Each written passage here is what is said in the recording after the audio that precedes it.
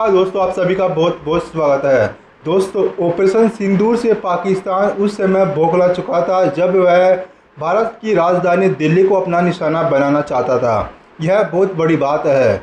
9 मई 2025 की देर रात जब दिल्ली में लगभग 2 करोड़ लोग गहरी नींद में सो रहे थे, तब पाकिस्तान दिल्ली पर सबसे बड़ा हमला करना चाहता था।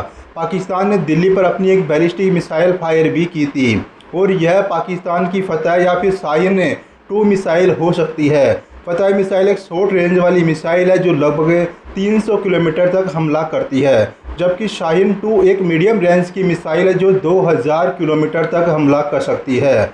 इस तरह की मिसाइल से दिल्ली पर हमला करके पाकिस्तान ने 3 काम करना चाहता था। पहला, भारत के लोगों में डर पैदा करना चाहता, क्योंकि भारत जैसे देश की राजधानी पर पाकिस्तान की तरफ से मिसाइल से हमला हो जाना एक बहुत बड़ी बात है। इससे लोग दहशत में आ जाते हैं और यह भारत की बहुत बड़ी कमजोरी मानी जाती। दूसरा, भारतीय सेना का मनोबल तोड़ना।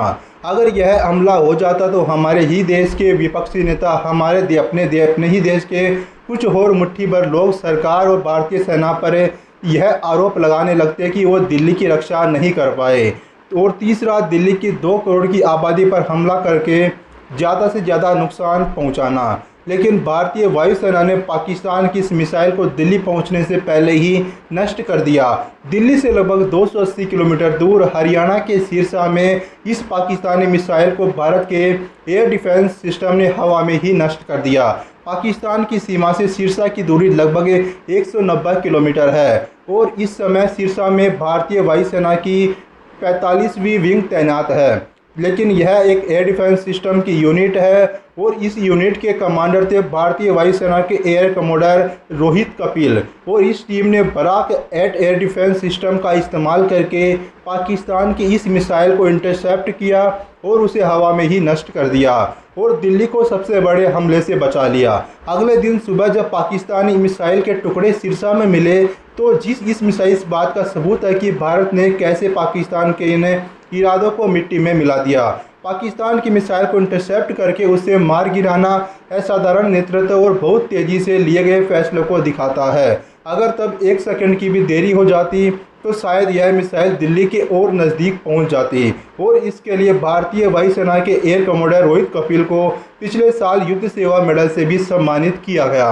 अब आपको इस बराक एयर मिसाइल के बारे में बताते हैं। इसका निर्माण भारत और इजराइल दोनों ने मिलकर किया है। यह एक एडवांस एयर डिफेंस सिस्टम है जो लगभग 100 किलोमीटर की दूरी तक किसी भी फाइटर जेट, ड्रोन, हेलीकॉप्टर या फिर मिसाइल को नष्ट कर सकता है।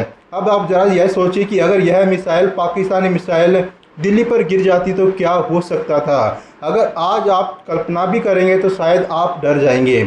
अगर यह मिसाइल दिल्ली तक पहुंच जाती तो जान माल का तो नुकसान होता ही, लेकिन मनोबल का भी बड़ा नुकसान होता। 2 पॉइंट्स में आप यह समझिए कि पाकिस्तान का दिल्ली पर हमला करने का मतलब क्या है। पहला, पाकिस्तान ने ऑपरेशन सिंदूर से हुए नुकसान के बाद बहुत ही फ्रस्ट्रेशन में, बहुत परेशान होकर, निराशा में, क्रोध में आकर यह फैसला लिया होगा। यह उसकी फ्रस्ट्रेशन को दिखाता है। जबकि भारत जैसे जिम्मेदार देश ने पाकिस्तान की सिविलियन आबादी या फिर पाकिस्तान की राजधानी इस्लामाबाद पर हमला नहीं किया। हमने इस्लामाबाद को छुआ तक नहीं। हमने पूरी कोशिश की कि हम पाकिस्तान की जहां पर सिविलियन आबादी है वहां पर हमला ना करें। लेकिन पाकिस्तान ऐसा नहीं है। पाकिस्तान जब बहुत ज़्यादा फ्रस्ट्रेट हो गया तो उसने सीधे दिल्ली पर ही हमला करने के बारे में सोचा और यह बहुत बड़ी बात है। यह बहुत बड़ा दुस्साहस है। दूसरा, दिल्ली में, क्योंकि दिल्ली भारत की राजधानी है, यहाँ भारत के प्रधानमंत्री का आवास है, यहाँ पर राष्ट्रपति भवन है, यहाँ पर संसद भवन भी है और बहुत महत्वपूर्ण बिल्डिंग्स भी यहाँ पर है। भारतीय सेना का मुख्यालय और रक्षा मंत्रालय भी दिल्ली में ही है। भारत के सारे सांसद, सारे मंत्री, पूरी सरकार दिल्ली से चलती है। सारे विदेशी दूतावास भी दिल्ली में ही है। ऐसे में दिल्ली पर हमला करने के बहुत गंभीर परिणाम हो सकते थे। पाकिस्तान का दावा है कि उसने फतह और शाहीन 2 मिसाइल्स को अपने आप खुद से उसका निर्माण किया है, खुद बनाया है। लेकिन सच्चाई यह है कि पाकिस्तान की ज़्यादातर मिसाइल से चीन से उधार मांगी गई टेक्नोलॉजी पर आधारित होती है।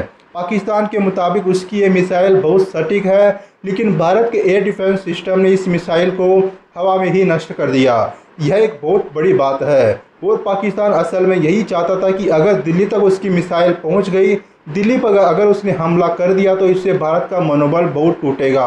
भारत की सेना का मनोबल बहुत टूटेगा और पूरी दुनिया में पाकिस्तान दुष्प्रचार में तो वो माहिर है ही। वो पूरी दुनिया को यह बताएंगे कि देखिए हमने भारत में दिल्ली तक पहुंच गए और यह भारत के लिए एक बहुत बड़ा नुकसान हो सकता था। बहुत सारे लोगों की जान भी जाती वो तो है ही, लेकिन क्या आप जानते हैं दुनिया में मिसाइल बनने से पहले ही इस मिसाइल को रोकने की तैयारियां कर ली गई थी। यह ठीक वैसे ही है जैसे जहर को बनाने से पहले जहर को ख़त्म करने वाली दवा बना ली जाती है या गोलियां बनी तो उसके साथ ही बुलेट प्रूफ जैकेट भी बन गई ताकि उस गोली को रोका जा सके, उस गोली से बचा जा सके। हमेशा से यही होता है, कोई नई टेक्नोलॉजी आती है लेकिन फिर उस टेक्नोलॉजी से उस हथियार से बचने की भी एक नई टेक्नोलॉजी आ जाती है। तो 1950 के दशक में कोल्ड वार के समय अमेरिका और सोवियत संघ के बीच न्यूक्लियर हमले का डर चरम पर था। डर यह था कि अगर दुश्मन मिसाइल फायर करेगा तो फिर इस मिसाइल को रोकेगा कौन। ऐसे में अमेरिका ने एक नाइकी एजेक्स सिस्टम बनाया। वैसे तो इसे फाइटर जेट्स पर हमले करने के लिए बनाया गया था, लेकिन इससे मिसाइल्स को भी मार गिराने की कोशिश हुई। हालांकि यह परीक्षण पूरी तरह से सफल नहीं रहा, लेकिन यही से एंटी बैलिस्टिक मिसाइल बनाने की शुरुआत भी हुई।